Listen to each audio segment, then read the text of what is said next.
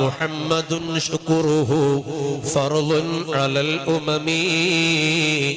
നബി തങ്ങളാകുന്ന ഏറ്റവും വലിയ അനുഗ്രഹമുണ്ടല്ലോ, അല്ലാഹു സുബ്ഹാനഹു വ തആല സൃഷ്ടികളായ നമുക്ക് ചൊരിഞ്ഞ അസംഖ്യം അനുഗ്രഹങ്ങളില്ലേ, അതിൽ ഏറ്റവും മുഖ്യമായ അനുഗ്രഹം ബുറൂസു നബിയിനാ മുഹമ്മദിൻ സ്വല്ലല്ലാഹു അലൈഹി വസല്ലമ.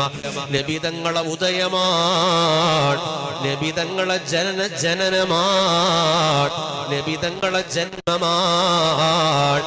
അതിന് ശുക്ർ ചെയ്യലോ ഫർളുൻ അലൽ ഉമമി, അത് സമുദായത്തിന്റെ മേൽ ബാധ്യതയാണ്. അപ്പൊ നബി തങ്ങളെ പറയുക ആത്മാവിനെ ശുദ്ധീകരിക്കാനുള്ള ഏറ്റവും വലിയ വഴിയാണ്. നബി തങ്ങൾക്ക് ശുക്ർ ചെയ്യലോ അത് ഉമ്മത്തിന് നിർബന്ധം.